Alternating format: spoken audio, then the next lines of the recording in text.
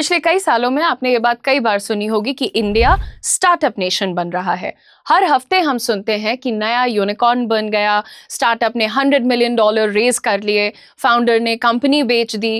लेकिन एक सवाल है जो बहुत कम लोग पूछते हैं, आखिर इंडिया के स्टार्टअप इकोसिस्टम में महिलाओं का नंबर इतना कम क्यों है? और अगर विमेन फाउंडर्स हैं और कम हैं तो प्रॉब्लम विमेन में है या सिस्टम में है?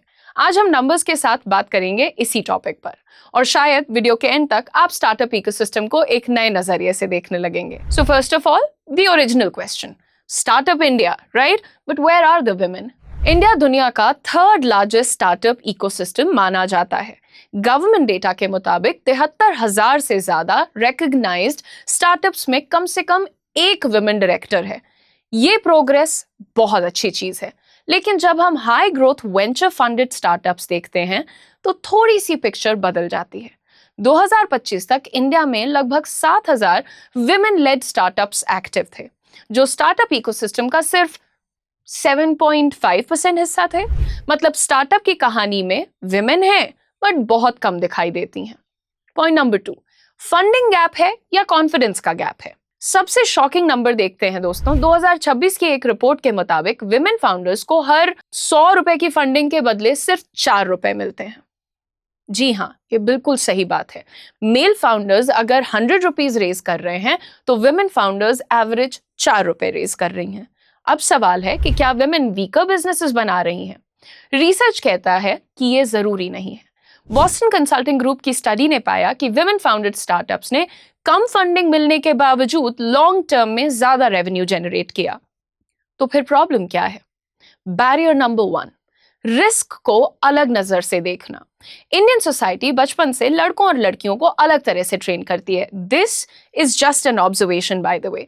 लड़के को तो बोला जाता है रिस्क लो, बिजनेस करो, अच्छा दिमाग होगा, ये वो ब्ला ब्ला, फेल हुए तो दोबारा ट्राई कर लेना। लेकिन लड़कियों के लिए बोला जाता है सेफ ऑप्शन चूज करो, स्टेबल जॉब ले लो, रिस्क मत लो। एंड रिजल्ट क्या होता है? Many women become highly qualified professionals but fewer are encouraged to become founders. ये टैलेंट का इशू नहीं है, ये कंडीशनिंग का इशू जरूर है। Barrier number 2, funding meetings may not be neutral. कई स्टडीज ने ऑब्जर्व किया है कि फीमेल फाउंडर्स से अक्सर रिस्क और लॉस प्रिवेंशन वाले क्वेश्चंस ज्यादा पूछे जाते हैं, जबकि मेल फाउंडर्स से ग्रोथ और अपॉर्चुनिटी वाले क्वेश्चंस। सोचिए, अगर इंटरव्यू का टोन ही अलग हो तो आउटकम भी अलग हो सकता है, राइट? इसका मतलब ये नहीं है कि हर इन्वेस्टर बायस्ड है, लेकिन पैटर्न्स एग्जिस्ट करते हैं और पैटर्न्स मैटर करते हैं। Barrier number 3, networks matter more than ideas. Startup दुनिया में सिर्फ आइडिया काम नहीं करता, एक्सेस भी तो एक बहुत बड़ी चीज है। यानी आपकी पहुंच कहां तक है? Investor introductions, founder circles, mentors, angel networks, closed communities. Historically power networks ज्यादा मेल डोमिनेटेड रहे हैं और ये बात आप सब जानते हैं। और जब अपॉर्चुनिटीज रेफरल ड्रिवन होती हैं तो आउटसाइडर्स को एंट्री मुश्किल से मिलती है। Barrier number 4, the double shift. ये पॉइंट कुछ लोगों के लिए थोड़ा ट्रिगरिंग हो सकता है, बट आप बताइएगा कि क्या सही है और क्या गलत। मेल फाउंडर का वर्क डे खत्म होता है ऑफिस के बाद। Many women founders they also have a second shift जो घर जाकर के शुरू होती है।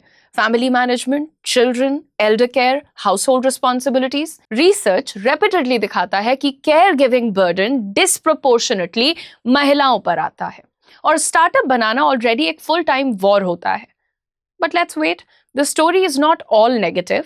इंटरेस्टिंग बात यह है कि विमेन लेड स्टार्टअप फंडिंग 2024 में लगभग $930 मिलियन तक पहुंच गई थी, जो प्रीवियस ईयर से काफी ज्यादा अच्छी ग्रोथ थी।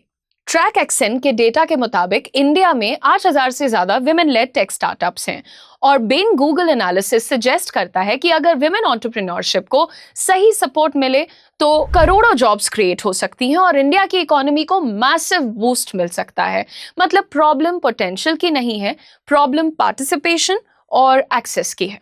फाइनल थॉट, जब हम पूछते हैं विमेन फाउंडर्स कम क्यों हैं, शायद सही सवाल ये नहीं है कि कम क्यों है, शायद सही सवाल ये है कि कितनी टैलेंटेड महिला फाउंडर्स हम सिस्टम की वजह से लूज कर रहे हैं। क्योंकि अगर विमेन को इक्वल एक्सेस मिलता है, इक्वल कैपिटल मिलता, इक्वल इंकरेजमेंट मिलता, तो शायद इंडिया का स्टार्टअप स्टोरी एकदम डिफरेंट होता, कंप्लीटली डिफरेंट। और हो सकता है कि इंडिया का अगला यूनिकॉर्न किसी गराज से नहीं बल्कि किसी ऐसी महिला के लैपटॉप से निकले जिसे आज भी लोग अंडर एस्टिमेट कर रहे हैं। हो सकता है कि वो आप हों। If you have that dream, you have that idea, take your chance. And बाकी लोग जो ये कहानियों को बनते देखते हैं, मैं उनसे बस यही रिक्वेस्ट करूंगी, support your women. Thank you so much for watching everybody. क्या आपको भी ऐसा लगता है कि एआई सिर्फ इंजीनियर्स के लिए है? एआई रेवोल्यूशन शुरू हो चुका है। सवाल ये नहीं है कि एआई आएगा या नहीं, सवाल ये है कि जब एआई अपॉर्चुनिटीज आएंगी तब आप रेडी होंगे या नहीं। आज से 2-3 साल पहले अगर किसी ने एआई का नाम लिया होता तो लोग यही समझते कि सिर्फ कोडर्स और सॉफ्टवेयर इंजीनियर्स के लिए है, लेकिन आज टाइम बदल चुका है। रिपोर्ट्स के अकॉर्डिंग इंडिया में 2030 तक 1 करोड़ से ज्यादा एआई पावर्ड जॉब्स क्रिएट होने की संभावना है। कंपनीज ऐसे प्रोफेशनल्स ढूंढ रही हैं जो एआई टूल्स को यूज करके प्रोडक्टिविटी बढ़ा सकें, कंटेंट क्रिएट कर सकें और बिजनेस ऑटोमेट कर सकें और स्मार्टर डिसीजंस ले सकें। लेकिन सबसे बड़ा सवाल, क्या एआई सीखने के लिए कोडिंग आना जरूरी है? आंसर है बिल्कुल नहीं। और इसीलिए कार्य 24/7 और आईआईटी मद्रास प्रवर्तक लेकर आए हैं gen AI certification course in Hindi.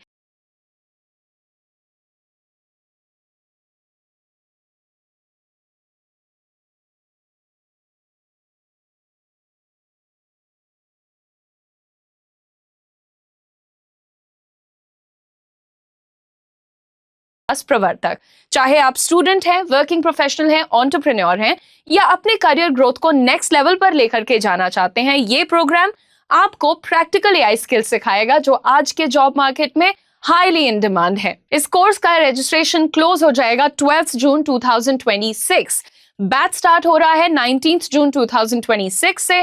Classes होंगी हर सैटरडे और संडे शाम 6 बजे से 9 बजे तक। आज एनरोल करिए और बनिए AI ready with career 24/7 and IIT Madras प्रवर्तक। बैच में एनरोल करने के लिए यूज करिए कोड UD10 और पाइए मैक्सिमम डिस्काउंट।